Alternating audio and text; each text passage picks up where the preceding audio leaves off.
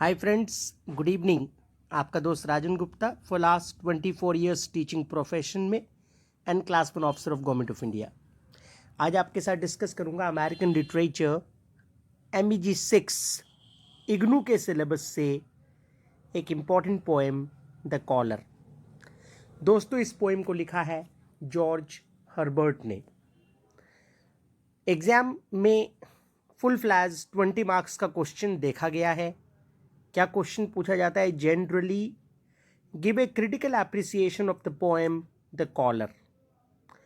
दोस्तों, इसको एक बार मैं हिंदी में लूँगा और एक बार मैं इसको थोड़ा सा इंग्लिश में भी लूँगा, है ना, सो दैट दोनों तरह के मेरे student the one who are comfortable in English they can also understand and they who are at home in Hindi उनको भी कोई प्रॉब्लम ना हो।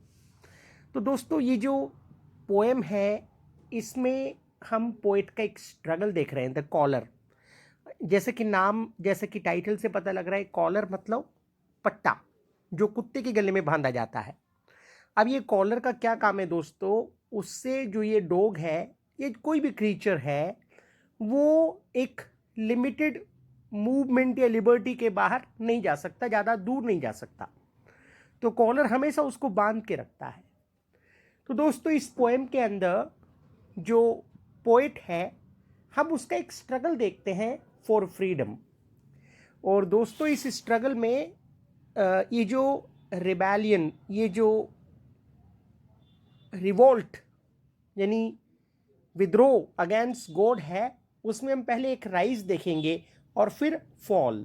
मतलब पहले वो विद्रोह करेगा और उसके बाद वो सरेंडर करेगा, वो अपने विद्रोह को छोड़ देगा। दोस्तों, जो पोएट है वो रिलीजन को, धर्म को, एक धर्म की जो डिसिप्लिन है उसको एक कॉलर के रूप में देखता है, एक रेस्ट्रिक्शन के रूप में देखता है। और पोएट को लगता है कि इस धर्म रूपी पट्टे से, इस धर्म रूपी कॉलर से उसको बहुत ज़्यादा पेन और मिजरी का सामना करना पड़ा है। उसे लगता है कि जैसे इस धर्म रूपी पट्टे ने उसको बहुत सारे कांटे दिए हैं, जिससे ही इज ब्लीडिंग, उसमें से खून निकल रहा है। वो इसको एक योक, जो रिलीजन है उसको एक योक के रूप में देखता है, YOKE। दोस्तों, योक का मतलब आप जानते हैं, एक सिंपल एग्जाम्पल से, जो किसान लोग हल चलाने में या किसी भी बुलक कार्ट में, जब वो एक लकड़ी का स्ट्रक्चर जिसके अंदर जानवरों के कंधे पर, कमर पे उसको रखा जाता है, हम पे उसको रखा जाता है, उसको हम योक बोलते हैं। तो वो क्या है? एक रेस्ट्रिक्शन है। तो रिलीजन को ये एक योक के रूप में देखता है। उसको लगता है कि रिलीजन ने उसकी लाइफ में रेस्ट्रिक्शन ले आया है, वो अपनी लाइफ को एंजॉय नहीं कर सकता है।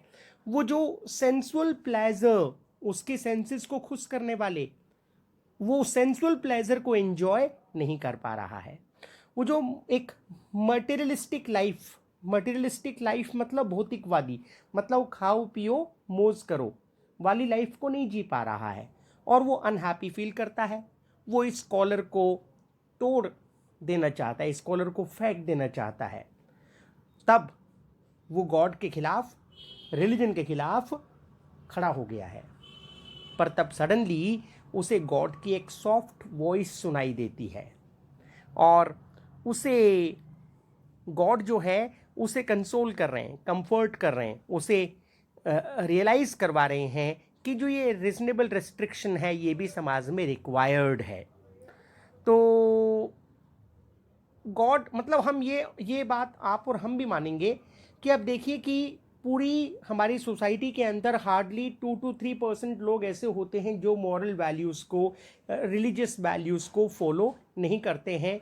वो चोरी करने में, दूसरों का पैसा लूटने में, दूसरे रिलेशन पे, दूसरे महिलाओं या दूसरे पुरुषों पे गलत निगाह वगैरह वगैरह, हर तरह के क्राइम। तो ये सिर्फ 2 या 3% ऐसे लोग हैं जो इन रिलीजियस वैल्यू को, एथिकल वैल्यूज को फॉलो नहीं कर रहे हैं। और इसके बावजूद हम और आप देख सकते हैं the level of anarchy, the level of crime in society.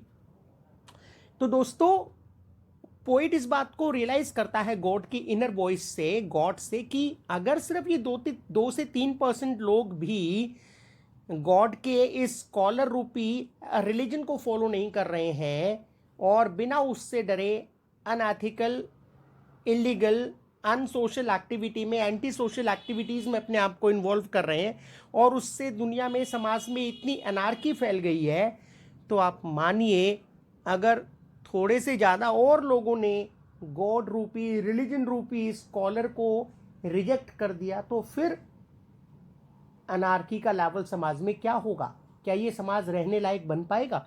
ये मैं आपको अपनी तरफ से बोल रहा हूँ। आप एक ट्री गार्ड, पेड़ के चारों तरफ गार्ड होता है और हो सकता है ट्री अपने आप को उसमें रेस्ट्रिक्टेड फील करे, लेकिन at the same time tree को ये समझना चाहिए कि जो एक ट्री गार्ड है ये उसको तेज़ आंधी से, तेज़ तूफान से, किसी बकरी और काऊ के द्वारा खाए जाने से भी प्रोटेक्ट करता है। तो गॉड की जो इनर वॉइस है वो उसे रियलाइज करवाती है कि जो रिलीजन है उसको एक रेस्ट्रिक्शन के रूप में देखने की ज़रूरत नहीं है।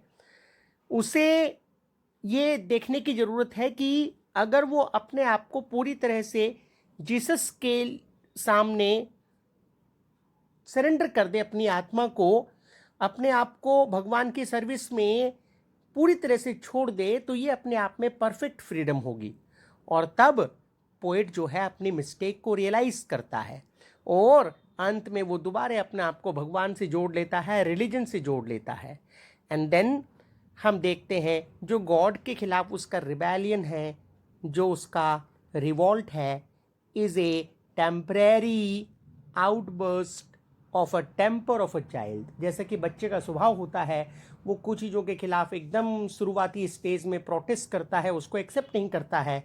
तो इसी तरह से पोएट का भी भगवान के प्रति जो प्रोटेस्ट था वो सिर्फ थोड़े समय के लिए टेम्परेरी था।